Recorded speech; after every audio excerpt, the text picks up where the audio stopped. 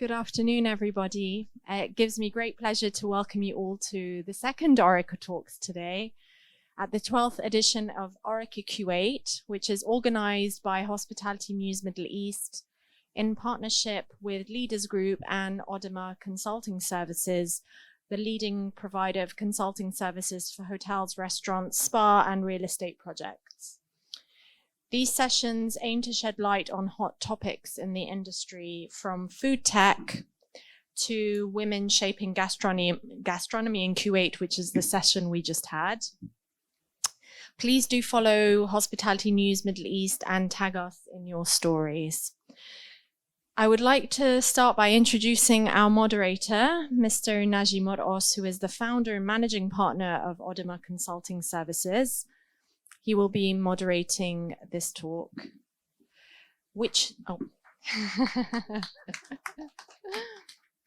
and this talk is about kitchen to table, the latest trends in Kuwait's F&B sector. And for you to get to know our panelists a bit better, I'm just going to read out a brief bio, very brief.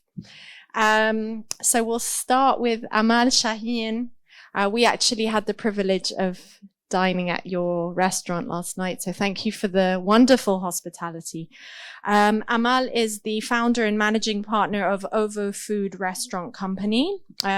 She is the visionary behind the concept and integrates her passion for food and curiosity for cultural cuisine.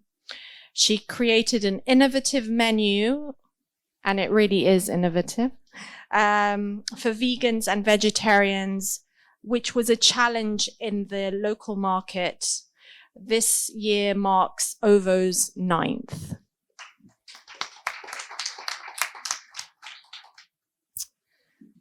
And we have Mr. Khaled Naga, who is the CEO of the restaurant division at Altika Food Group Company. With over 30 years experience in F&B, Khaled has extensive experience and a customer-centric approach. He envisions expanding the restaurant sector locally and regionally, from creating and developing homegrown brands to franchising major food groups, while emphasizing quality and growth.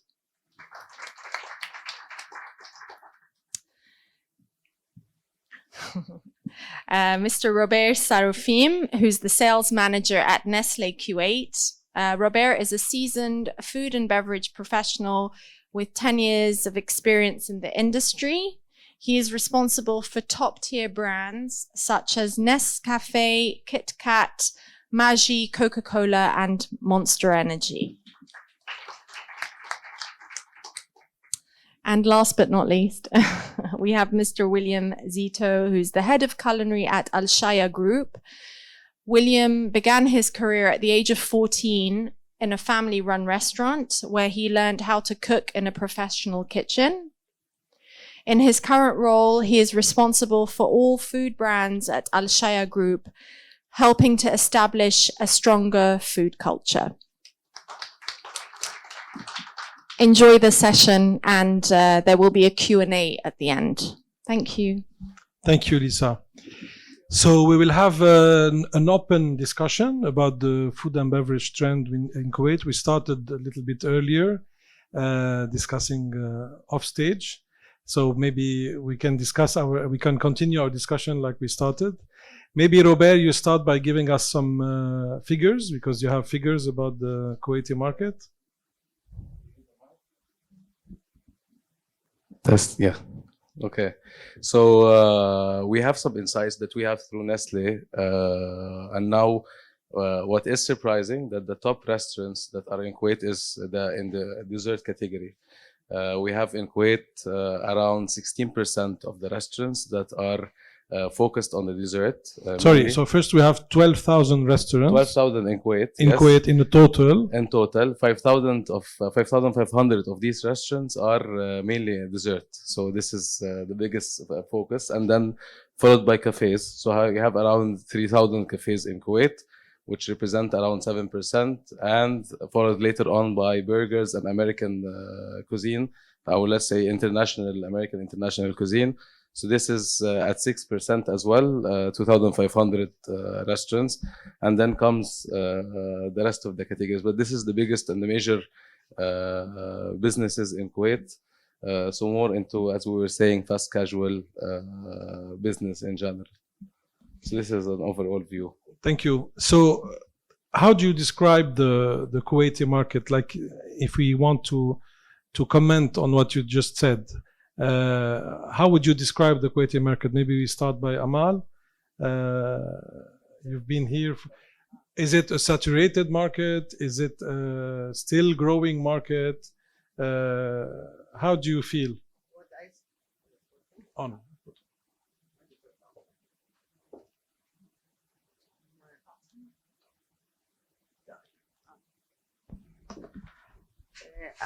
Hello. Actually, I do still feel that it's still growing up, especially with the young generation. Like, they have so much ideas, and I'm impressed actually that there are so many young just the graduates that they're doing their own concepts from A to Z. So, but now the dedication to this is another story. But I still see, yes, they are opening still more, and I'm like, it's shocking that it's such a small market, but it does have a space for it. Yeah. Khalid, you Yeah. out of What do you think? 14 brands in the market that you have developed, you have 12 of them which are homegrown. Homegrown, yes. So do you think there is still an appetite for F&B, new F&B in the market? How do you describe Yeah, I can tell you that Kuwait market is a mature market, is very well established market, but yet not saturated.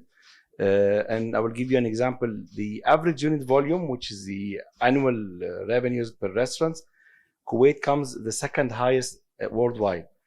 And the difference between the average in the industry and worldwide is higher by 30%.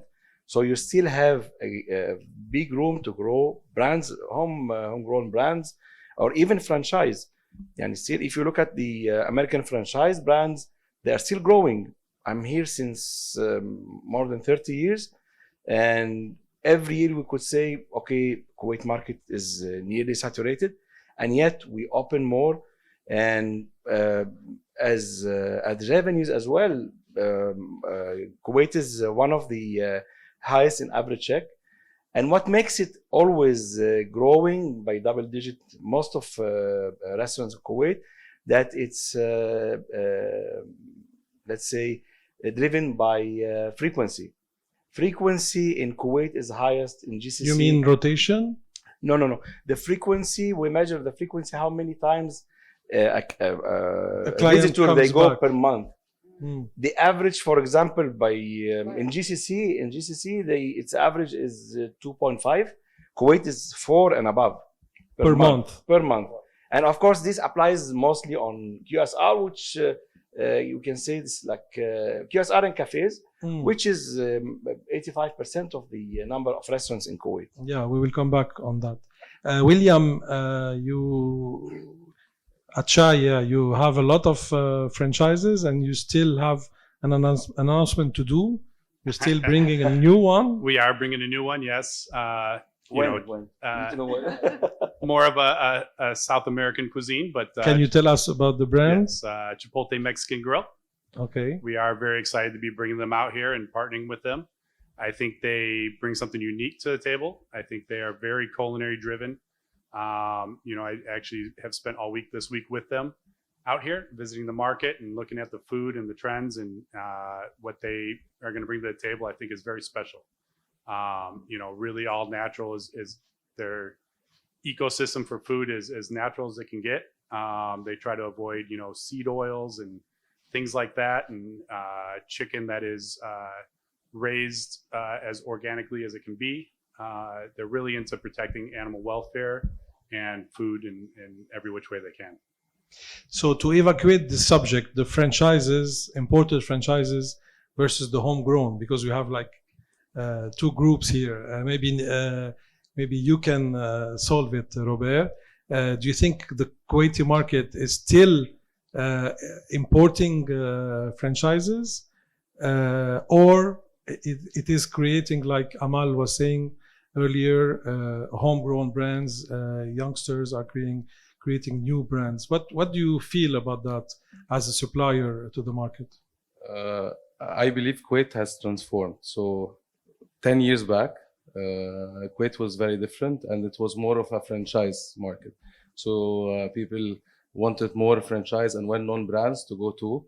Today, homegrown brands are very, very strong and as competitive. And I can see it's a 50-50 balance. You can't say that franchises are the way forward, or homegrown brands. Homegrown brands have been even going and franchising to the region. And we have very successful models very recently, like CAF, for example. Coffee shop started and went from Kuwait outside. Shrimpy here started from Kuwait and grown outside, and so on.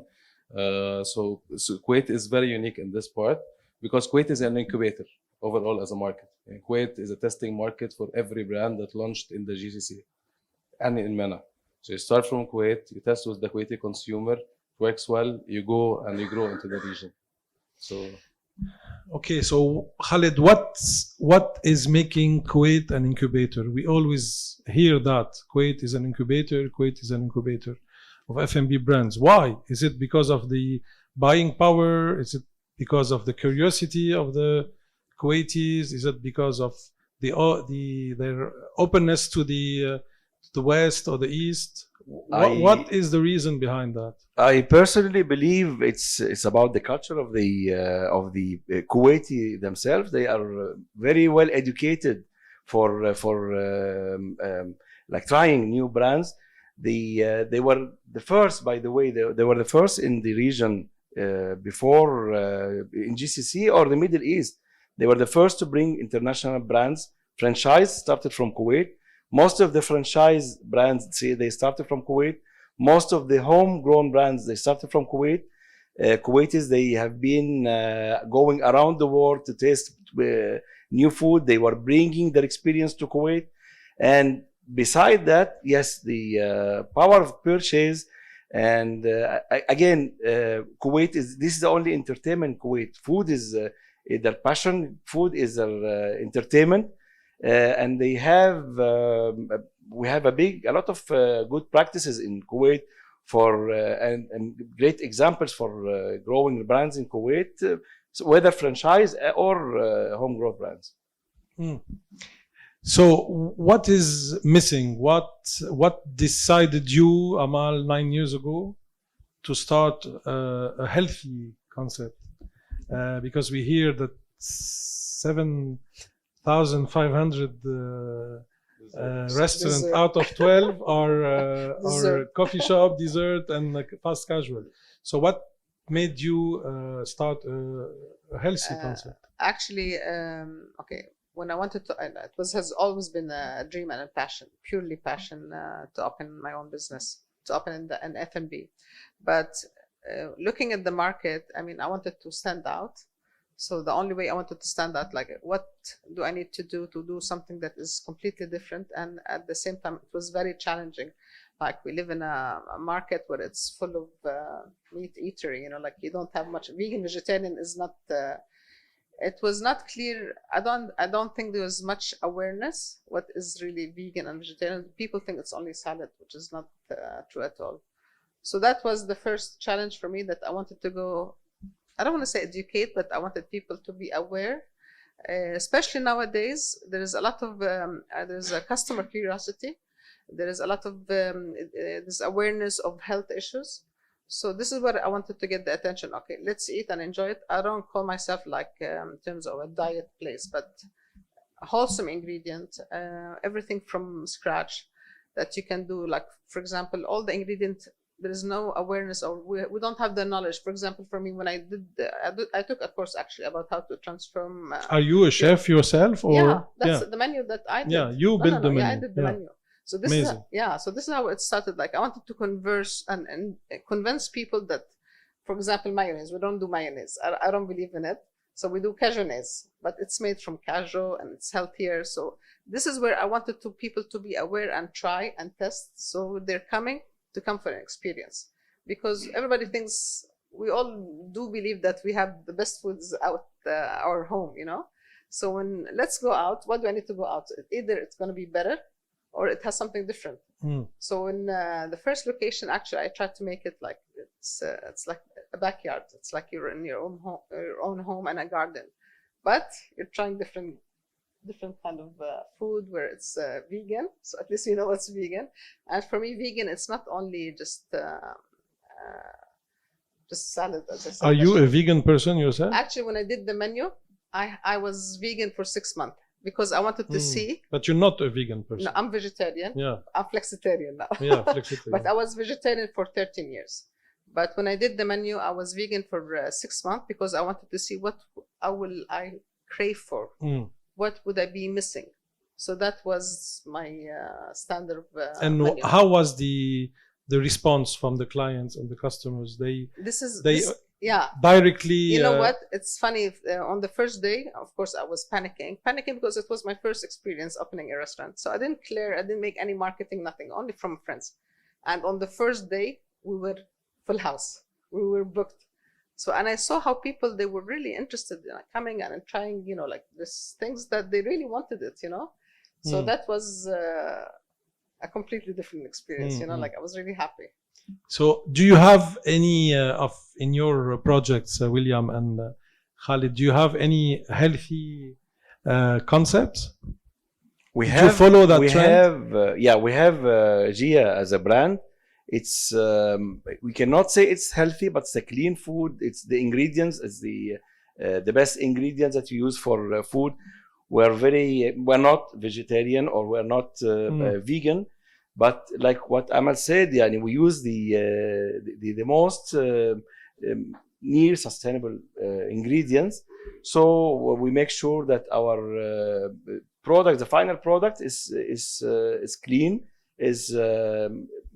It has calories, but yes, it's healthy. How old is Gia? Gia is like 6-7 years old. And how many outlets do you have? We have in Kuwait now more than 12 locations. 12 locations. Wow. Yes. Okay, it has a story, Gia. The brand was in Kuwait since 2015, 2016, and we acquired the company in end of 2018. It was only 2 locations. And by that time it came COVID. Yet we had a plan to expand the brand in 2 models. One is the full-scale restaurant, which is full service as casual dining, and the other model, which is G2G, grab and go. And both models, we are very flexible to position the brand wherever we can as a grab and go or full scale, based on the location, the available location, and based on the customer profile as well. Thank you. Yeah, we will discuss, Karen. You know, as far as So William, as far as the Al Shaya Group goes, I think that we don't have one specific brand dedicated to it, but we do have a lot of brands that have health-specific menus. If I think of the first one off the top of my head is Cheesecake Factory, actually has a menu that has, I think we're at 50. Cheesecake Factory is a healthy concept. I will tell you this: we have a Skinnylicious menu. I don't believe it. We have a Skinnylicious menu that is amazing. That has about 40 items on it. I forget the exact number, but they're all under 590 calories, and they're made fresh and delicious, and it's great for you. I eat the steak Diane for 100 calories every time. Sorry, Robert. There's a Skinnylicious steak Diane. Yep. I'm saying there's a Skinnylicious steak Diane platter that they have for 100 calories. I'm trying to maintain my weight, so they help me do it. So maybe I need to try it. Yeah. Come by and check it out. But yeah. And then just, you know, a few of the other brands, Dina DeLuca, Princi, we've started to add a lot more variety in salads, where we're really being a little bit more conscious of what's going in there and making sure it's something that's good for you and a little bit healthier, and you have that option. We want, you know, D&D just put a grilled vegetable sandwich on their menu, a portobello burger, you know, some options that are just a little bit healthier, and try to entice and make sure that we've got something for everybody. Yeah. As a total of brands at Shaya, how many brands are you operating right now in the Kuwaiti market? That is a great question. I think it's at 17 or 18. 17. Something like And that. how many are franchises? How many are homegrown? Truly homegrown is one, Antinora. Yeah, It's we really tried our- it last year. Yeah. So that was really our homegrown project, and it's really doing well. I think it's starting to take off. We've got 2 locations now, and hopefully we'll have some more soon. Hmm. Okay. Najee, also, if you allow me, Please. I want to comment on the healthy part. So, as a supplier of food service ingredient manufacturer as well, we have a role that we play with the restaurants. So today, Nestle is committed, for example, on reducing salt and sugar in our ingredients year in year, 5 to 6%. So I always say, I joined Nestle 5 years back. KitKat was in Kuwait 110 calories. Today, exactly, KitKat is 93 calories. So how we cut on the sugar, we cut on the salt, and we play with the food technologies always to maintain the great taste, the great quality that you enjoy to indulge KitKat, but as well cut on calories. So, But this is worldwide. It's not only. in and Kuwait, this is right? worldwide, but we have our own brands and innovations that comes from Kuwait. So today, for example, in Horeca, we launched Maggie Truffle, which is launched by MENA, and we're launching first country Kuwait now.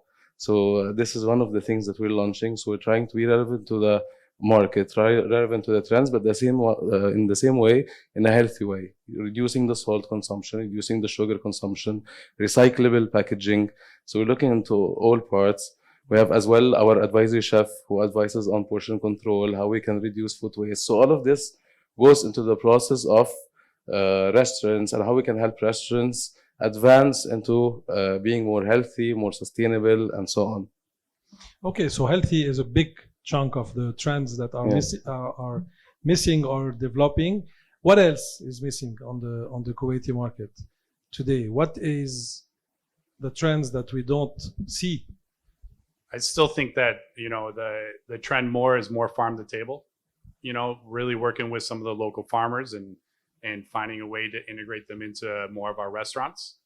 I think it needs to be something that needs to be pushed forward. I think some of the bigger companies out there, the brands that own some of these restaurants are developing these, really need to push for that a little bit more. And it's a fight, that sustainability piece, but also to ensure just fresher, better quality ingredients. Is a key. What else as a missing, Khalid? You I have? would like to add, of course, sustainable products is a key for if you talk about the new trends. The only challenge here is the pricing. For example, yeah, of course, you can use sustainable products for packaging, for food, creating new food. The only challenge here is the how much it will cost you, and how much you price your product, and to sell it, and do people or your customers will accept to pay extra or premium price for a sustainable product, especially when it comes to packaging. Sustainable will come, but I believe it's taking more time now because of the cost of production. You mentioned the price. So are Kuwaitis price sensitive?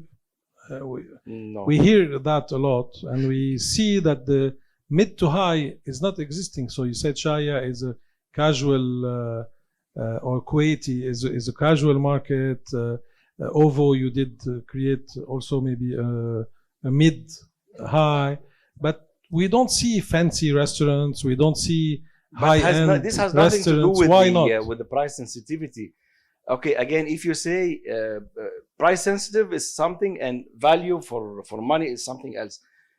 Whatever in our business F&B, value for money is a key factor. You cannot price your product for with your brand, and you want to grow, and if it's overpriced, people will, of course, they will look always for good quality, and this is a major factor for growing any brand. Yet the value for money is there. The problem for growing like fine dining or high end brands in Kuwait is not about the price. It's not about the power of the purchase power. It's about maybe locations, maybe about the how to position this brand in Kuwait. We were talking earlier Don't about. say alcohol, because alcohol. I was gonna mention Yeah, that. Yeah, because it in is. Riyadh, It is in Riyadh Riyadh is we have a different. lot of fancy restaurants without alcohol. But Riyadh is different, and we have been visiting Riyadh like 3 years ago, and we saw once the first. Yeah, exactly. Population matter. And it's only in Riyadh you have like 10 million, and they like to try. They have been like enclosed for decades. So now when they open new brands for them, they go and try it. By the way, but most of the brands that they open, the high-end brands, they are not performing today as they were performing when they opened a couple of years ago. So they are still in learning. Dubai is different. It's totally different because of the alcohol, of course. Kuwait, we have been trying with, like, I gave you the example of Beachy and Senior Sassy was. That closed, both of Yes, them. exactly. And we were offering the best quality. Even the average check is not as high as today for casual dining. Yet it was missing the alcohol as a total experience for high-end restaurant. What do you think, Amal? Like Yeah. For example, Missoni. It was one of my best restaurants, for example, in terms of quality and ingredient. But the labor, this is what we're missing: the high quality of labor. I think Talent, this is one of the major things. I mean, unfortunately, hopefully it will be solved, but I think this is a major thing.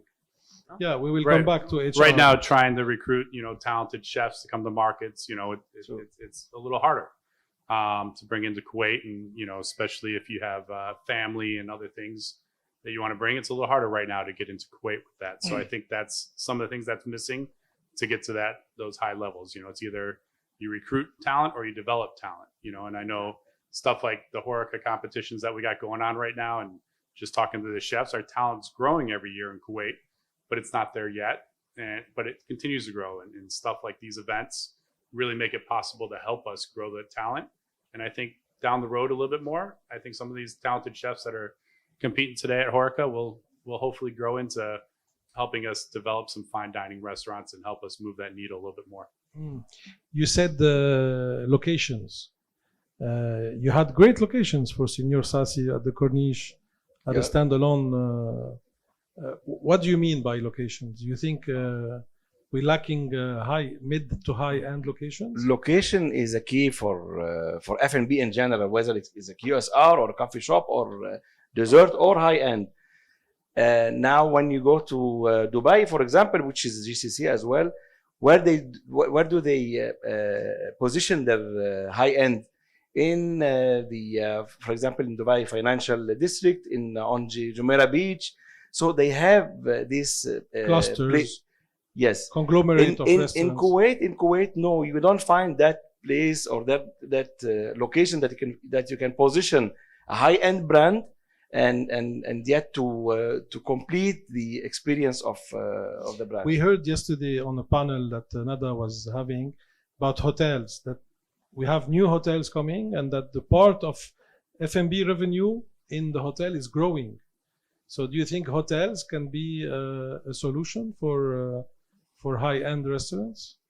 Amal, maybe Robert? I definitely think that William. hotels bring in that recruiting aspect to bring in great talented chefs to the market that open big glamour hotels and take part in that. And I definitely think that they're pushing the needle.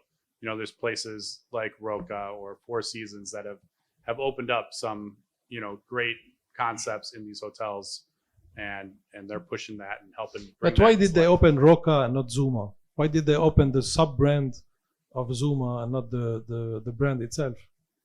I was not on that board. I don't know. Yeah. That's my question. I mean, you're not convincing me. I think the Kuwaitis are price sensitive with regards to going out.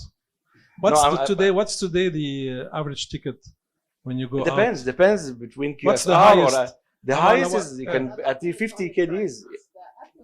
Yeah, of course. You pay for experience. You don't pay for the food only. And Look, it depends. I think the average price when you look.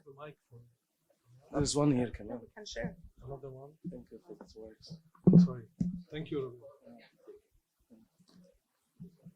For the camera. Okay. So we can share. We can share. Sorry, I cut you. Robert, تفضل.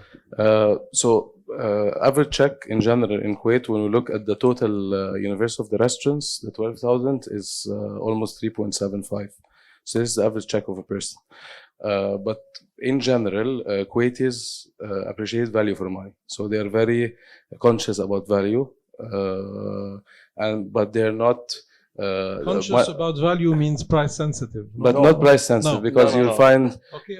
so they want to get value for what they're paying for, and they want to be convinced. So they want a top tier chef, a top experience, a top quality ingredient. So this is what they're looking for. When you go outside in the top restaurants in UK or Dubai or everywhere, you'll probably be sitting next to a Kuwaiti. I meet them a lot everywhere I go. So it's not about the price sensitivity, but it is more about the right ingredients. I see a big barrier for fine dining is mainly staffing. Having families is a big issue since last year. However, for example, if you look at Waldorf, the prices of Waldorf versus the hotels that was at this time 5-star hotels is triple the pricing. However, it's doing very well. Occupancy is very high on the rooms. Even if you try to do an event or a wedding, it's fully booked. Grand Hyatt as well is doing very, very well. So this is taking food scene and hospitality as well on a different level in Kuwait. And I believe it opened a lot of eyes that a lot of Kuwaitis are willing to invest, but they want a high value for money. So they want to feel they're getting good rewards for what they're investing. Okay. Let's come back to the trends. So what is missing today? What is not present on the? We discussed the healthy. We discussed the pricing. We discussed the farm to table. What else? What other trends? Ethnic food, French food, for example. I did not see a lot of French food. What do you think? French. No, I personally believe yes. If you go for Vietnamese food, yes. Vietnamese is Mexican missing. food, other type. French food is not the type of food or the category would work in Kuwait. That's why I think. Why not? Italian food had took a long time to work in Kuwait. Again, I'll go back to Senior Sassi and Beachy. While people they know what is Italian food, but it was not yet proposed or positioned properly. Now, what you have as Italian brands in Kuwait, it's with a Kuwaiti twist in order to get the popularity. But also, I think people are more aware now. Exactly, yeah. There's more awareness than before. Before, I mean, there's some. I mean, here in Kuwait, definitely, I think they are most from the GCC. The more traveled, they go for experiences, they go for challenges, and they like to try. But the awareness, like if they go to a place, they keep sticking to the same place. I mean, they would travel. These are the certain. But now it's different.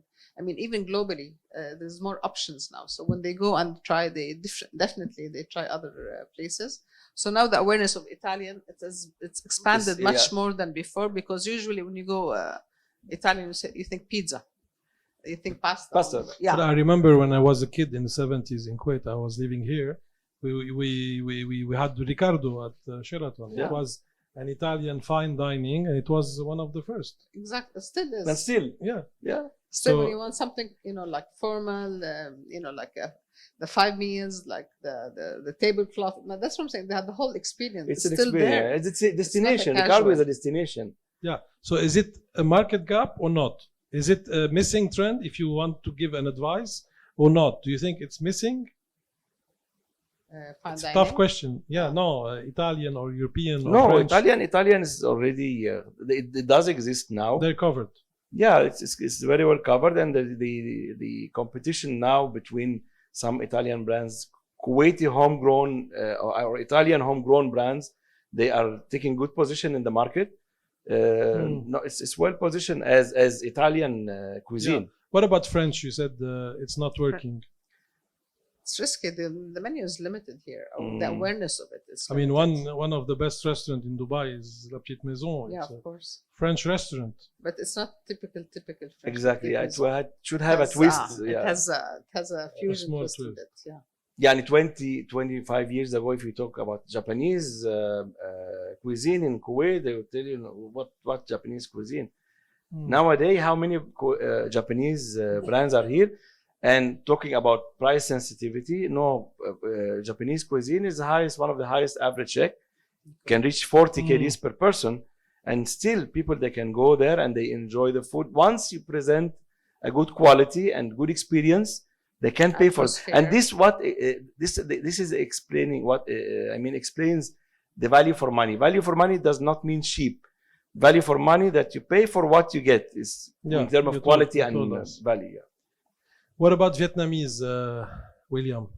I personally Or been to Asian or ethnic. Vietnam a few Asian. times, and I think it's a wonderful cuisine. And Where? I think Vietnam, Yeah. Vietnamese cuisines. But I think it's something that I don't really see expressed out here too often. I think trends come and go as a little bit more of that population comes through Kuwait.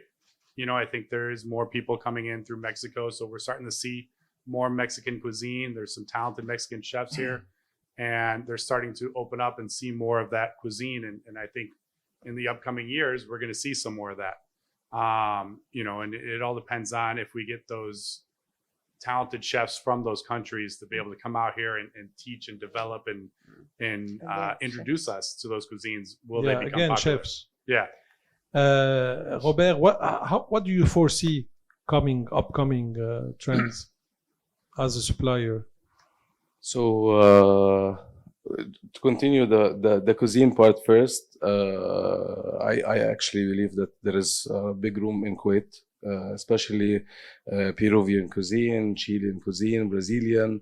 All of these are very well established cuisines, and I see them a lot, but I don't see it enough in Kuwait. Sorry. So I don't see it. I don't see presence of these cuisines in Kuwait. As well, bakery. So very few artisan bakeries that are available. So this is a big room as well for growth. So when we look at this is huge. Trends in Kuwait. So one of the, in general, Kuwaitis have sweet tooth. So still, for example, what is happening and booming is healthier options that still gives the sweeter taste. So when you look at, for example, pick or the soft serve ice cream that is high in protein, low in sugar, and so on. So this is booming.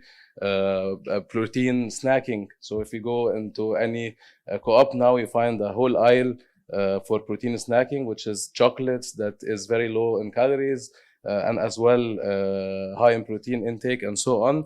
So this is the direction now, to have a good meal. You enjoy a sweeter taste, and then as well you're not compromising on your health. People are more health conscious, so anything that fits into this direction is the trend right now. What about the beverages? You had to say about beverages also. True. So as well, beverages is the same. So they're looking for a sweet drink. So for example, any coffee shop you go to, Starbucks white mocha is the best seller. Costa, for example, or Caribou, you will find Spanish latte. So this is the most selling beverage overall in Kuwait. A big part of it because they feel they started the trend. So this is there is an ownership for the drink itself or the beverage itself. But also now with Pick introducing light white mocha, people are trying. They want lighter options. We get a lot of questions from Nestle. Are you developing a sugar-free sweetened condensed milk? Can we have something that is very light? We're health conscious. We want to reduce the calories and so on. This is one of the things. Coffee culture has grown and developed. We can say it's very, very well developed now. In Kuwait, and yet a lot of concepts are as well working to explore different sides. So this is mainly in the beverage trends overall. There is a new trend that I can see, which is the similar to alcoholic beverages, what we call dry drinks, mocktails. So mocktails is growing, and this is adding value to restaurants because beverages has more profitability than food. So today restaurants need as well to look at this part. How can we leverage beverages more? How we can have better mocktails? How we can have better ingredients? So there is a brand that is booming now in Kuwait, Drink Dry. or Heineken bottle that is 0% alcohol. So Mm. everyone yearns to try this feeling of drinking a Heineken, but I want to be committed religiously as well. So I wanted to have it 0% alcohol. So Mhm. this is adding a lot of value, and actually restaurants can price it higher. So I see Heineken being sold for 2 KD a bottle, 0 alcohol, and the bottle costs Mm. few fills. And it's very, very good value for money. You know, they like the feeling, and they buy it even in the grocery stores and so on. So this is one of the things as well. I think Mm. restaurants should invest in general. Amal, we Yes. drank yesterday a Oh. special The cocktail, yeah. The Mancello. yeah. Actually, it is with dry drink. Drinks as well. dry, right? Ah, okay, Because okay. they came to us, did some presentation for us. But the problem with it, it's still missing like the combination of mocktails. I think the recipes, like especially that like, we don't have a bartender here or mixologist. So this is where the combination of drinks. What So can you mix? we need chefs. We need a mixologist. Mixologists, yes. We need a mixologist. Yeah. So this is where the awareness that we're still missing how to do these drinks. Like when they brought it to us, Yeah. we were still confused, like what to mix with what, and especially when it comes to sugar, because they're like for us, they were asking us to use some product that has a lot of sugar, which we're as OVO we're against it. So we're using like either agave or using maple. So But you did create a beverage menu. yes, your own? we did. Yes, Yeah. Definitely. For example, you tried yesterday maybe Yeah. the raisin iced tea, Exactly. which is made completely Mm. from raisin. So Mm. it has the sugar, natural sugar by And itself. is it selling? Yes. Is it Yeah, selling? yeah, You yeah. feel that? Yes, we have a lot of few drinks that we're like we did by at OVO, and it's fantastic. People Mm. like the combination that is the idea. It's sugar free or that it's naturally sugared. I mean, they don't mind it, and especially when you say agave or when you say maple. I personally get excited when I go out to restaurants and I see they've done work on their drink menus. Yeah. And they've got, all sorts of different varieties that you can try. And I get excited. I start sending pictures to friends. I'm like, look what we got. I think that there is going to be more of that coming in the future. The brand Drink Dry that is helping out with mixologists, and a lot of the brands a little bit more open to it. We've gone down with food. I think, some past as far as we can go. It's saying some of the Chinese cuisines or Italian cuisines or some of these cuisines, we've really gone down and explored a lot of trends and a lot of deep dives into food and doing what we can with it. And I think a lot of restaurants are now looking to expand that to the drink menus. What about Kuwaiti food? I mean, Auntie Anne is a little bit inspired from Kuwaiti food, right? Yeah, Auntie Nora. Yeah, it's Auntie Nora, sorry. Auntie Nora is inspired from Mr. Al Shaya's aunt and what he grew up on. So I think it's definitely a trend or an idea to bring in what Kuwaitis have grown up on and eating, and really how to bring that to the table. And I think it's like any of us do. I think Is it really authentic or is it mainly Lebanese food? Because I tried it and I felt it was. I mean, I didn't grow up on Kuwaiti food, so I can't tell you that it's Too perfectly. easy. Every time I ask you a question, you say I did not. I mean, you need to answer. I can't give a truth, honest question. I'm always looking for true Kuwaiti food from my friends, and they take me to So where do you an eat? Indian restaurant. Where And do you they're like, eat? "This is All Kuwaiti of you, you're here for a long time. Where do you eat Kuwaiti food?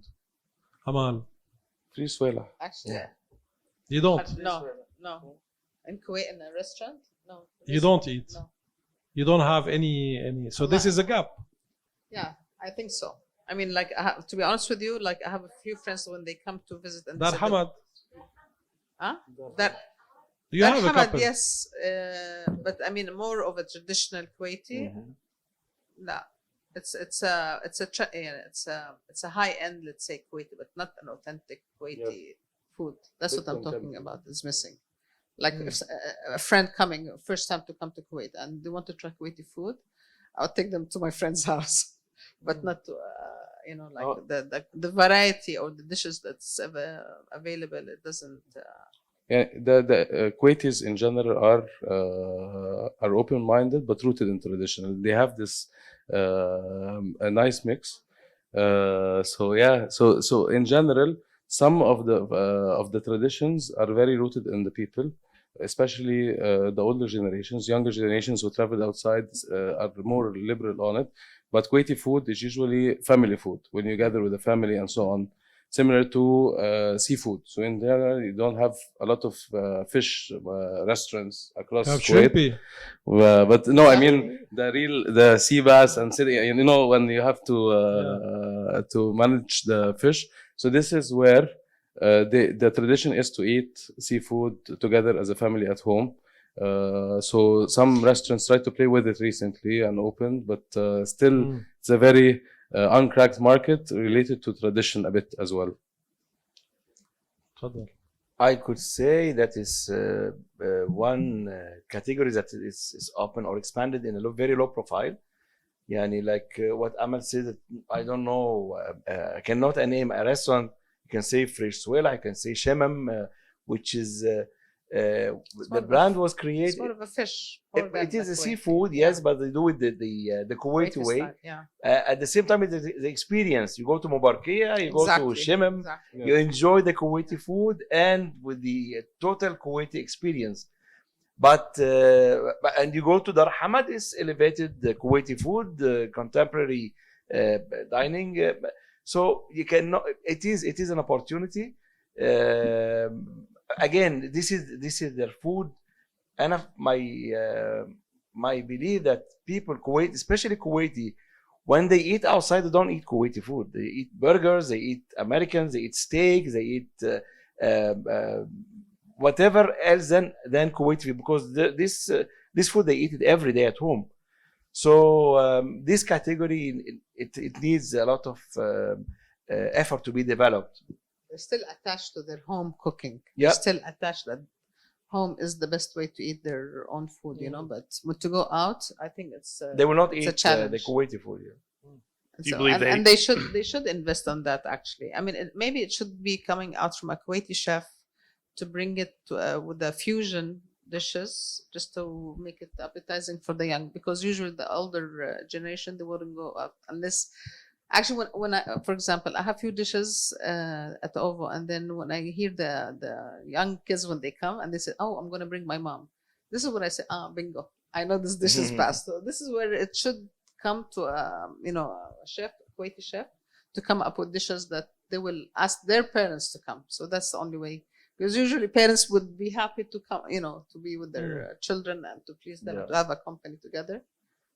And Kuwaiti chefs, by the way, the Kuwaitis in general, they have a lot of passion on food when it comes on food, and one of the biggest mistake for Kuwaiti young entrepreneur, when they go into the F&B, they go without a plan. So they have the passion, they love food, they are very well oriented for different type of food. But they don't have a plan. They got stuck in one place. They opened their first location or their first restaurant, or the idea. They put all their effort, their love and their passion, but they don't know how to continue. And doing or going to F&B, you need a lot of time. You need money. You need to spend on marketing. So you're bringing my next question. What advices you will give to a newcomer, if we have a newcomer here, William? And we'll do a tour. Newcomer in F&B, a new investor or a newcomer in Kuwait. I think you got to be passionate about what you want to be about. If you're going to cook a burger or if you're going to cook chicken, is it going to be the best you ever had? And are you going to strive to surpass that? I think it takes a couple different tools to be successful, but it's really boils down to fresh quality ingredients, great technique, and you get a delicious, memorable dish. If you do those things and you be passionate about them, you can be great at what you do. Great passion. I have to agree with passion. And I remember I would not relate to restaurants, but I see Amal a lot invested in the restaurant. But even I remember I went in the opening of Trolley, and Muhammad Budai was there, and every product that he was putting in Trolley, he got it in his house in Qurtuba first, and we went and tasted in Qurtuba in his house, and he made his kids try it, and then he said, "Okay, I'll put it in Trolley. It makes sense." Even when he launched with us, this time I was in Coca-Cola. He launched the slushy with Coca-Cola flavors and so on. He wanted to try it. He said, "I'll try the machine on my kids. I tried at home." He's involved in every operation. Today he has in Saudi and Kuwait, and this is how big it is. I see it in Basil Salim in Gastronomica. He's every day in the restaurants, visiting himself, developing items and so on. So passion. PNL. A lot of people do not understand PNL when they start and they do not have enough financials to continue, and quality. So sometimes for PNL they compromise on quality. Don't compromise on quality. Have a decent PNL, pricing, waste management. So many practices in there, but passion is number one for food. Khalid? Again, okay, passion is not enough. Passion with a plan is enough, because it's a business at the end. You need to study the brand you're opening, how you will position it, how you will grow it, what will happen. You have to study the challenges in the market. You have to study it very well, and you have to have hands-on, especially for food. Like we have an example here, Amal. Hands-on does not mean micromanagement. No, but you need to know. You need to know the food. You need to know the ingredients. You need to know the people, your team. You need to know your customers. Who are your customers? So it's a lot about, and you need to have the not only the passion, to be patient, because F&B does not give you return on investment the same day or after 1 year or from the first location. You need to be patient to get the profit. Grow your brand. Yes. Amal? I think passion definitely, hands-on definitely, but I think the element of surprise in terms of ingredient, what to mix with what, and when I want to go and eat, I would like to look at the dish and say, oh my God, what did they mix with? How did they come up with this dish? So creativity. Like we discovered some things. Yeah. Creativity, exactly. Creativity in a dish. This is what the whole experience is all about. So The date knafa. The date knafa, exactly. So I'd like to go out of the ordinary. Like instead of cheese, we made it with date. So for me, this is what intrigues me actually. That I'm eating, but how did they make it differently? Like we make fattoush, but we don't make it with lemon and olive oil. We make it with tahina. So I try to make it with a twist. So this is where it's that the attractive of it's something different. Did you, just a question beside, did you integrate some Kuwaiti items in your menu? I'm planning soon actually for Ramadan. This is the first time I'm gonna do something with the twist. Okay. Ramadan. So last question before we ask some Q&A in the public. What are your new projects? Maybe we start by William and we finish by Amal. I mean, I think I shared Chipotle, mine already, but Chipotle Mexican Grill coming is one of our newest projects. When is it opening? Should be a little bit later this year, probably around Q2. Okay, is what we're planning for. And you have a location already? Yes. Avenues. Yes. Yeah, we'll be opening up in Avenues not too long from now. Great. Robert, I think are you introducing some new items or something to the market? So we introduced some new items already on Horeca. Yesterday was the launch day. So introduced truffle seasoning, Khaliji seasoning, smoke seasoning. Khaliji seasoning. Yes. So we have a lot of new innovations. And one of the biggest focuses for Nestle now, a project that actually William mentioned, we call From Farm to Fork. So we're looking into how we can localize more, how we can be very close to every market. Even Nestle, now in MENA, we clusterize. So now we are cluster Coastal Arabia. We're trying to, so Coastal is Kuwait, UAE, and Qatar, because we believe the consumers are very similar and their attributes and so on. So we're studying the consumers, trying to be more local and connect with the local consumer to have from the farm to fork in Kuwait, for example, in UAE, and so on. So this is one of the things that we're having it in action from this year, and we're expecting to see something that is manufactured in Kuwait by Nestle very soon. Hopefully. Wow, great. Yeah. Good news. Khalid? Within our brands, of course, we have within our menus, our product development team are working on new products for each brand. We have a plan of introducing new products, food news, for every quarter at least for each brand, and as well we have very aggressive plan to expand our brands across the region. We have Qatar. We are growing with 2 brands. We have Saudi Arabia very soon, maybe Dubai as well very soon. We are growing as well in London. Beside, of course, Kuwait is the base, and we are growing with all our brands in Kuwait. Okay, great. Congratulations. Amal, Uh, any new project after you opening the second outlet? For the time being, no, because we're still working with an over. I mean, with the second location, of course, there was a lot of delay because with the COVID, new partnership, and then with this location now in March it will be 1 year and 9 years for OVO. We're working on OVO table now, which is the catering. So hopefully soon we'll be launching it. So, but I like to study the market really well. Like at the beginning when we opened OVO, like for the first 2 years, I was against the delivery because I wanted for the diners to experience, to know what it is, what they're getting, and I wanted to know how the product will travel well, or no, you know. So for me, I like to study the market better. So at least when we do, there's a lot of catering, but this is what is the right way to do catering. Mm. So now we're that's our Do you foresee OVO outside of Kuwait? definitely. Definitely. Do you have We're still an studying. idea? We're Yeah. still studying that. Great. Okay. Thank you. Thank you, Thank everyone. you. Thank you. so much.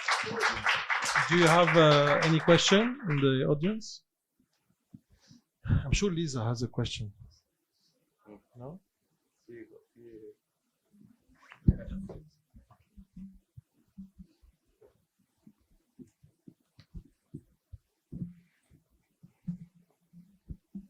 Thank you very much to the panelists.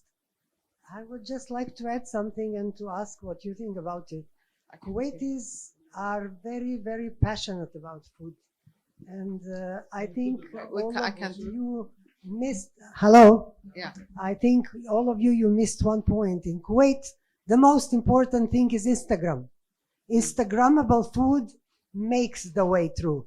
If it is not Instagrammable or it's not enough on Instagram, it won't work.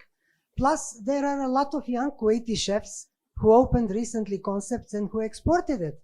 I mean, in Riyadh, it's gone a lot. In London, it's gone also Kuwaiti food, as you are planning also, one of you. In Dubai, I mean, Slider Station was the first one in Kuwait long ago. And then even the owner has several concepts in Dubai. He even lives in Kuwait, in Dubai now. And he had open fire here, and Slider Station is still working. Then you have Ahmed Al-Badr chef. Then you have the other chef, also Ahmed, I don't know what's his name, who has Chef Sadiqa, of course. And then there are other chefs. Melanzane made a boom and has several concepts. Also, it's sort of Italian food, but with a twist to the Kuwaiti taste. So I think that they are very knowledgeable because they travel a lot. And then Japanese food is a long time here. Kei was the first one in the Gulf in Kuwait, and it's still there. I mean, there are many Japanese brands. What it's needed, they would pay for a good concept and for something interesting. Le Notre was always working well, and it's still working well. And Le Notre is on all the caterings, all the ladies' wedding, if not every other ladies' wedding is with a Le Notre. So we cannot say that they are stingy. No, they're not stingy. Kuwaiti food, there are few restaurants, very few, because as you all noticed that they eat at home all the time, so nobody wants to eat again the same food. Plus, families have very specific recipes for certain dishes, and they are very strict with it. I remember I was working on a restaurant. I'm a designer, not a food person. So, but anyway, I was working on a Kuwaiti restaurant, and we were trying day after day the food, because everybody who was in the company had different recipes from their mothers or aunties. And that was very, very interesting and specific. So they do new concepts. A lot of concepts are coming on a food that is used for little parties, for going out, for going in the desert, for going in the chalet, for small gatherings, for diwaniyas, etc. Apart from going in a restaurant. A lot more times, very, very fine dining. Not every day everybody wants to go in fine dining. And I think French cuisine, as you mentioned, is one cuisine that is not much working here. Next year we have you on the panel because you did a recap of all. But what's your? Thank you for your No, comment. I What's your would, question? I would like to just ask what is the plan for future for all the big brands? I mean, Alshaya is the huge company. Of course, Ovo, we all know it, we all love it. Gia, yes, I've tried it. I have my comments, which I will give them privately. Nestle, I would love to see more healthy chocolates and dark chocolate, which I would like to hear if something is coming on the market more, is a drinking chocolate or anything else, because that's what's important. As she mentioned very well, that yes, everybody is cautious of sugar or not only calories. The health is main important. The market is So over. what's the question? What is coming new on the market? Ah, we what said is it. existing. They said what is coming. No, I didn't hear from Shaya what is new. Vietnamese food, I don't think it's. Shaya, No, he said Chipotle is coming. We're bringing Chipotle quarter Mexican 2. Grill. That's kind of new. And I know that a lot of our brands are preparing for new menu launches this year. So there's quite a bit coming out through Alshaya right now. And we're looking forward to this year. Thank you. Someone else? Question? Here, no? Okay, thank you. There's one. There is one. Two. Two questions. Hello, thank you for the insights that you provided. I actually have a background in food. I studied culinary arts, but I find myself today, actually, I represent Cheesecake Factory and Pizza Express in BPG. So I'm in marketing. But my passion is in food. And you did mention that there's a lack of, let's say, talent. But I think it's actually a lack of assisting talent to kick off and incubate that talent. So, for example, for me, I'm a passionate chef, but I haven't gotten into that, let's say, market of establishing my own brand or starting my restaurant or anything like that, because it's difficult for people who don't have those connections or funding. So my question is, what I find lacking in Kuwait is big companies looking for new talents and incubating them and growing them. So is that something that, you would be looking into in the future, or exploring in the future? Because I know a lot of talented people, but they either lack the funding or they lack the connections, suppliers. So there is talent, there's just nothing helping to kick off. You're missing really mentorship is what you sound like you're talking about there. Exactly. And I think just talking in restaurants, I mean, if you're looking for restaurant specifics, you got to get in there and be willing to work with the chefs. I think just looking at, if you're asking, a chef to just go out and mentor you but not work with them, that won't happen. But if you really get in and you look for the right chefs and the right concepts, and you marry what you see right, the right connection, I think you'll get that leadership and guidance. We manage and partner up with many chefs, and we mentor many. We have hundreds of chefs that we're mentoring. The chef in front of you is in charge of our culinary academy at Alshaya, and we do stuff to really try to make sure that these chefs get that advance. I mean, we've brought, I think, 63 chefs to Horeca to compete, to help with their mentorship and help them get the guidance that they need and give them the tools. We're behind as many people as we can to help grow their careers. We want that. And I think if you ask any of the restaurateurs on the panel or any of them out there, they want that for you as well. I would love to help mentor somebody and then have them flourish into opening their own brand and being able to go dine there and see what they've done with that. And they take a little bit of what I've given them and what they've learned and what they know, and they make something successful out of it. I'd love to see that. I'm all for it. So I hope you find it, and but it is out there. But you got to go after it, and you got to get it as a chef. It's not going to be handed to you anywhere. Yeah. So thanks for that.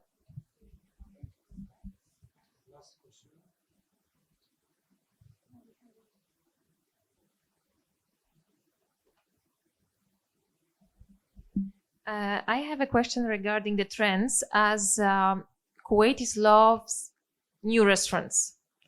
What's trending, what's opening, They love to be seen there. They love to come for the openings. But what to do to keep them there?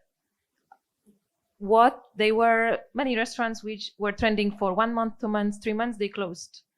So what do you think was the difference with those which are still there? What they did wrong or well? Okay, again, here is the challenge. A lot of people, they open restaurants, but they cannot keep the momentum, because whether they lack the good quality or they cannot maintain, I would not maintain their good quality, consistency of quality, or they are not offering good value. And these are the two factors that can control or draw the future of your brand.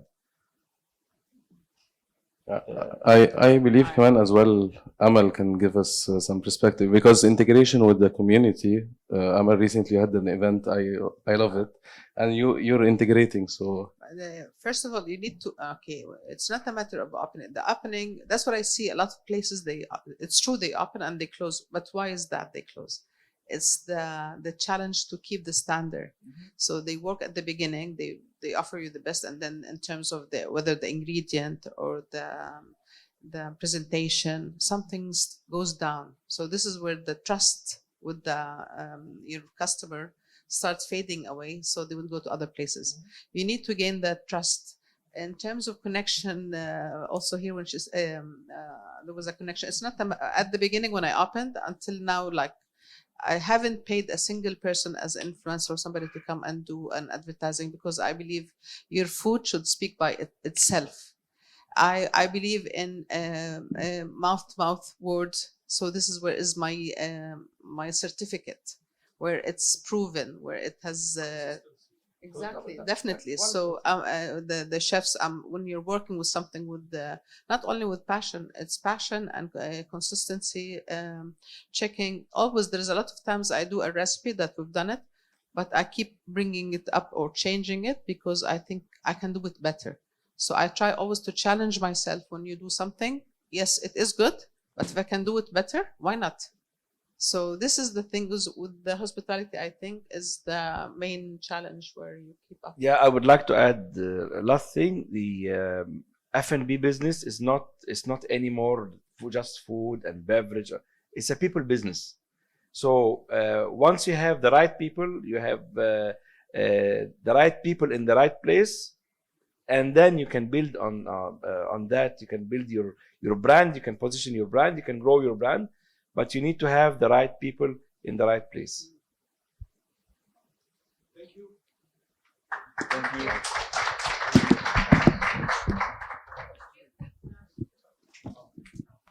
There's one more question. One final one. Last question. Yeah. Good evening, everybody. I think the biggest problem is the copying thing that goes on in the Kuwaiti market. You don't see a lot of innovation. Any concept that works, then most of the people want to copy and just copy and do something like it. And this is where the problem starts happening. There isn't, Madame Amal here innovated. The concept she had built was different, and she maintained it and took care of it, and it worked. But a lot of restaurants that are open and coffee shops are open based on copying some other shops that are doing well. I think this is the biggest issue. Yes, but probably this is everywhere in the world. I mean, we copy, but maybe someone would like to answer. Yeah, in general, competition is healthy. Pepsi started when they wanted to compete with Coca-Cola and copy Coca-Cola, and somehow. So you'll always find this. But I see the Kuwaiti market is very innovative. Gastronomica group, season group in general. You look at Melanzani, By the Sea, all of these ideas, slider station. So the concept of sliders started here. A lot are innovating, but you'll always find the people who try to steal your wins, and you start to steal your concept. But they always lag behind, and they always struggle, and they always fall off. And the main innovators remain in the game and stay for long. So this is my personal opinion. Thank you.